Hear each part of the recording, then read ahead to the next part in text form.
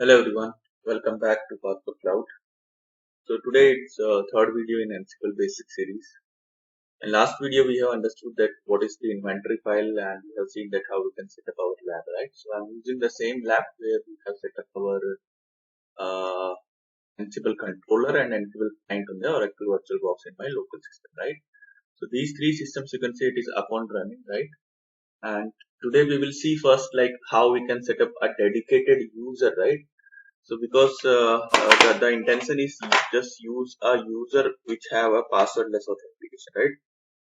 If you remember in previous video we have given the password in the inventory file. If I show you, it was OS boxes, right? So here you can see that we have specified the password in the inventory itself so that it can take this password and it can authenticate against that inventory host and do that stuff, right? But this is something that non-secure way, right? We don't want to publish our password, right? So what we will do is we will create a dedicated user on each three servers, and then we will set up a passwordless authentication, right? Because in real environment also it is a kind of passwordless authentication setup between controller and the client, right? Because when you set up a new machine at the same time, we have generally we have the service account for the user, right? I have seen very less that local account is being used as a Ansible user, right? So probably it is a kind of service account on the AD, and for that AD user, when you are building your OS, right? So somehow you have uh, customized your OS, and which will come with the predefined keys for that user, so that whenever that VM is in up and running, so that it will already under control of our controller, right? Okay, so let's start with the first user creation. I'll just simply hit the one command, and probably I will just say Ansible user, right? ANSIBLE Ansible user, right? And I will just set the password for this as well, Ansible user, and I'll give the password, let's say Red Hat 123, Red Hat 123, right? Same thing I have done on, I will do on these two boxes. Okay, it is added, and I will set up the password as well. I'll give the same password, redhat123. Okay, redhat123 here as well. Redhat123, redhat123. I think there was typo. Let me shoot it again. Okay, it is done, right? So now what we will do is I will create a key on the Ansible controller, so that we will keep the private key on the Ansible controller and we will distribute our public key towards all clients, so that whenever a Ansible user is trying to do this stuff from the controller, so it will get the direct authentication without any password towards client, right? So there is a command. Let me first switch to the Ansible user. Okay, I'm Ansible user now, right? I will just say, you can see that as of now, we don't have any SSH file, right? So the moment I will just say SSH key gen, I'll just go with the default. I'll not give any password. So you can see that now we have two files created under .ssh. Earlier there was no directory, right? Now the directory is also created, and under directory we have two files. One is idrasa and one is idrasa.pub. So pub itself is saying it is a public, right? So when we trying to copy this public IP, so it will distribute this key, right? Because this is a private key and we need to keep this on the controller itself, right? So directly, if you want to do, what you can do is you can just say copy ID, and we have the user called Ansible user, and that first controller. Let me see what is that. It's 9, right? And just shoot. So it will ask, first time you need to give the password, right? But next time when you do, because it is already it will already have that key, so it will not ask the password. Let me give the password. It was Red Hat 123. and here you can see that it has saying number of keys added, and you can see that now if you will try this, you will not have the, it will not ask the password. Okay, one second.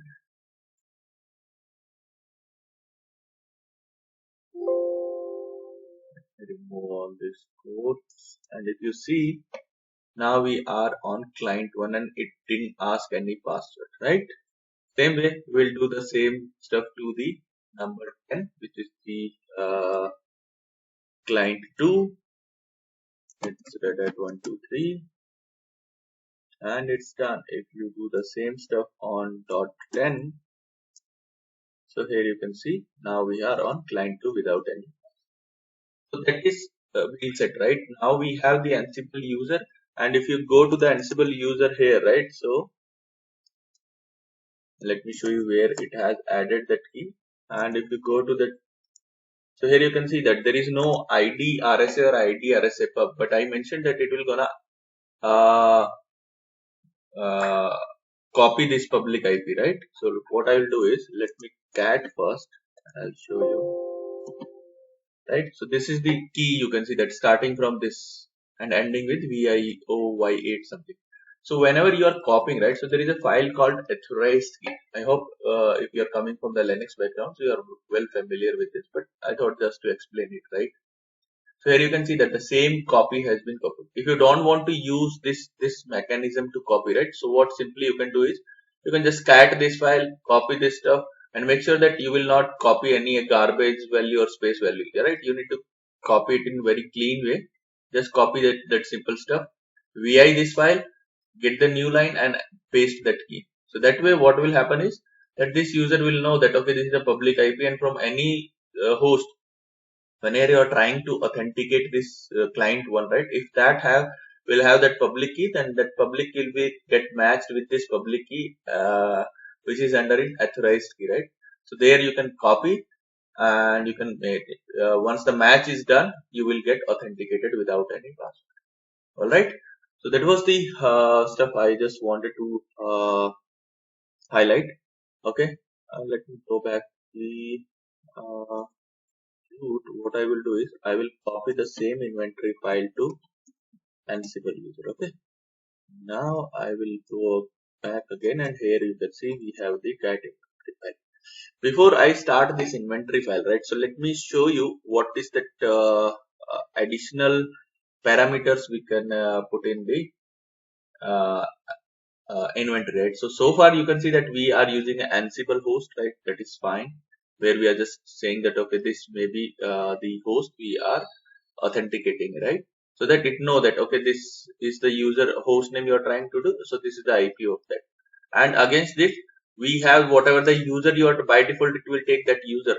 With that user, if you are running that playbook, right? So by default it will authenticate with the same user, and you need to specify the password for it.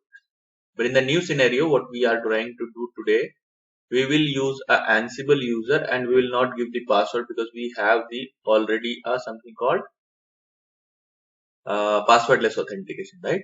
So apart from that, what else we can do? So how you will gonna specify that this user must be? So there is a parameter called Ansible underscore user, and here if you specify, let's say today we have this Ansible user, right? So this way you can specify. In some environment, if you have a running on this different port, right? So probably you can define that port with the Ansible underscore port parameter. By default it is take 122 only, but if there is a chance or there may be a possibility if you are running on different port, then this way you can specify those that Ansible will try to SSH on that particular port, right? And I think there is something called Ansible underscore connection. If you want to specify like what kind of uh, that connection it should use, so we can have that SSH for the Linux. For Windows it is WinRM, right? And if you are trying to authenticate against controller itself, so you can set it as a local host as well, right? So that it will authenticate that playbook against the local host, which means the controller itself, right? And I think the password we have already seen, right? This way we can set password. Ansible host we have seen that, right? So this way we can set. And there is one more thing, right? You can do a grouping in the inventory, right? What do you mean by grouping is? Grouping is, let's say you have a set of 10 hosts, right? So what you can do is with a square bracket, let's say you can say non-prod, right? And then you can set 1 to 5 hosts, and the other group you can create prod, and here you can set the 6 to 10. So this way, so whenever you are doing, right, if you remember that in previous video we are running against all hosts, right? But if you want to run only this non-prod, so what it will do is it will just run that playbook against this group. If you say okay, then irrespective of group it will pick all the hosts whatever you have defined in the inventory file, right? But if you don't want to run against all hosts, then you can specify that okay, run it only against non-prod. So Ansible will understand, okay, you want to run it against that particular group, so it will run against only that, right? So let me quickly modify this inventory file. What we will do is I will just say maybe Ansible user, right? And we'll say Ansible HCL. And same way we specify here, copy it quickly. It is done. Okay, and let me save it.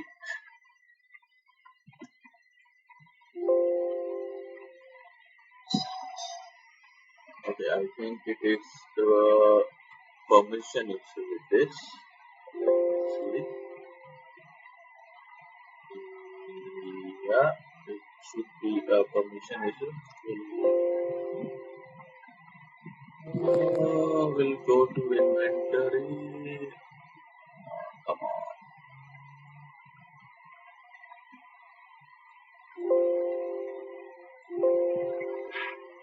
I will remove the first inventory file. Now we have already one inventory. I will rename it to inventory only. And I will go to the inventory and I will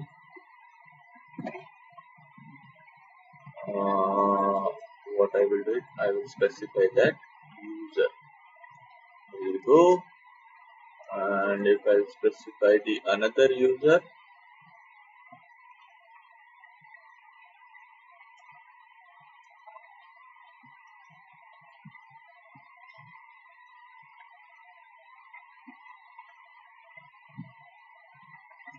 here you go. I will just go and save it, right? So now if you see, we have this inventory file ready. So now inventory file is ready, right? So what I will do is I'll just quickly Ansible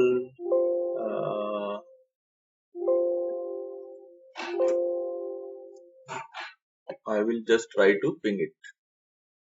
Okay, so it is Ansible all -m will specify the ping model. Let's see. Only localhost is available, yeah, because we need to specify the all, right? Inventory file. Sensible -I inventory all -m. Let's see. And it is saying permission denied. Okay, let's see what we can do.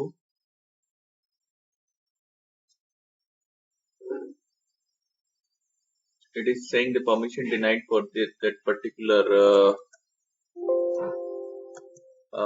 keys which we have created, right? So, but for me it looks like fine. And what is the issue? Okay, you can see that there is a typo, right? I have mentioned Ansible HCL, but it could be Ansible user, right? So let's do one thing.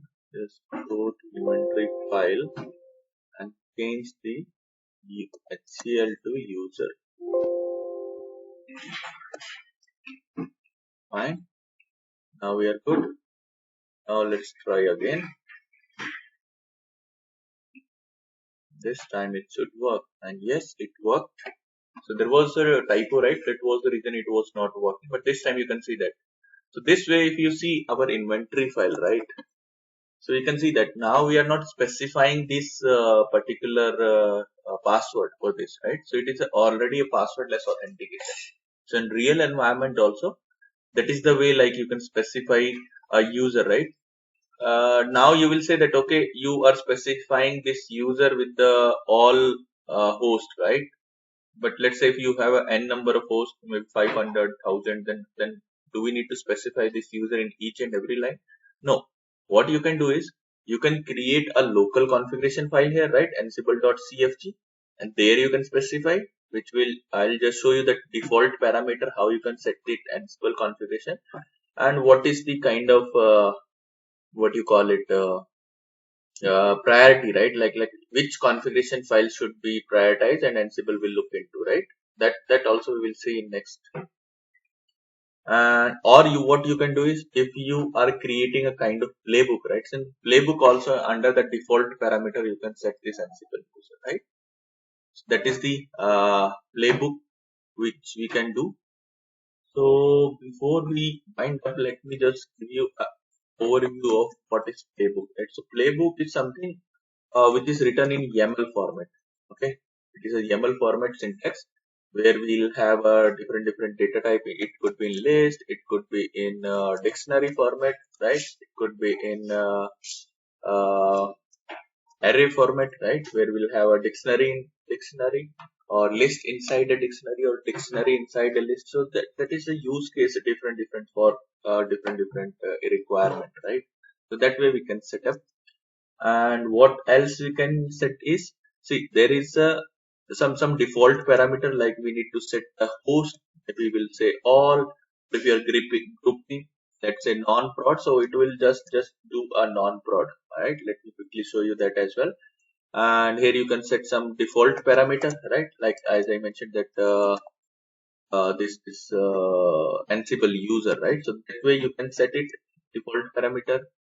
What you can set is you can just give a name of your playbook, right? That also we can do, name of your play, and then you can specify a task, right? So this is a kind of dictionary. You can see that each will have a key and a value, right? Maybe it will be more interactive when we will do write a real playbook in the next video, right? So this will you can see, and the name of the play, right? So here kind of sequence doesn't matter. You can keep it on up and down, right? But when you set a task, right? So there probably you have an interdependence. So it will task is nothing. Task is just a set of instruction which will be executed the way you defined, right? Let's say first you are setting a name of your first task. Probably what we are doing is we are installing a Nginx, right? Install Nginx server. Then for that there is a module called yum, right? So the new term yum, module I will explain in a bit. Yum, let's say what you are doing is you are just giving a name of the packet Nginx, and what you want to do is you want to install, or you can say that's it, right?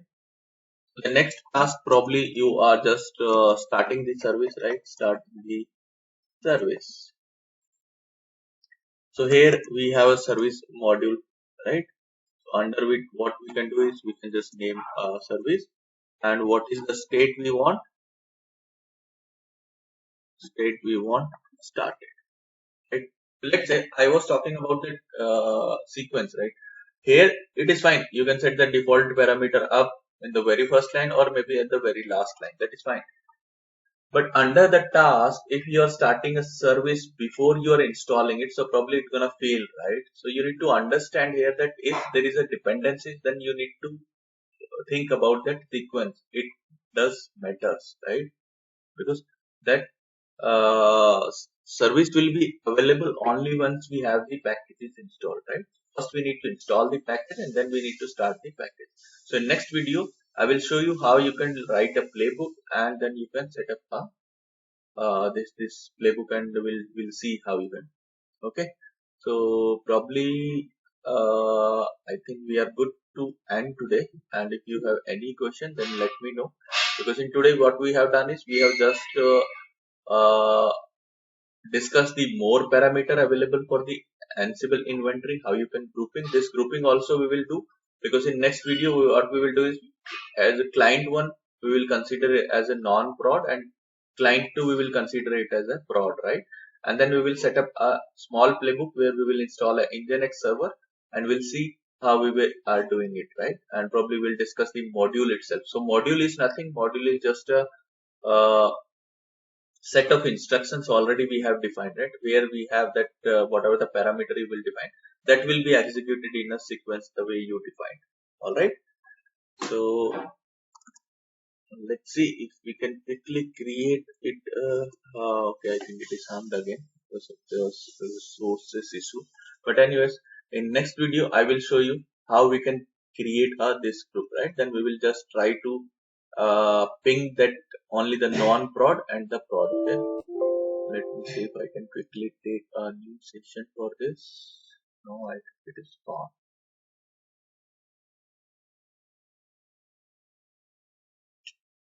Yeah. So, anyways, let's try to reset it.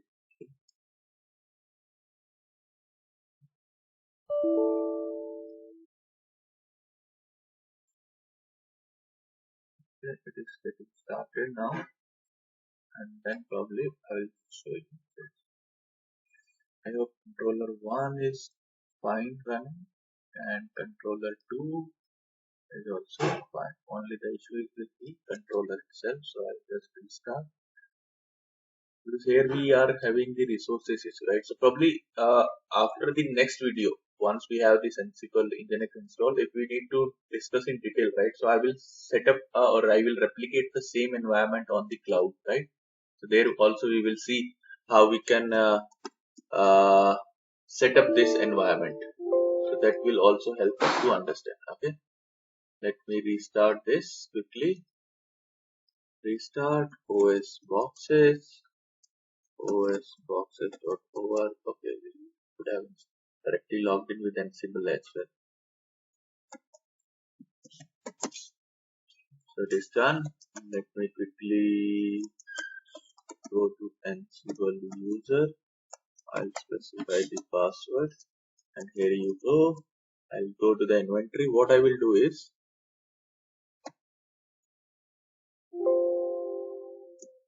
I'll say non-prod. Okay, and this group I will say prod. Fine. Now we have inventory looks like this, and if I'll run that Ansible hyphen inventory, right? So if I'll do all, right? So what it will do is it will ping the both host, right?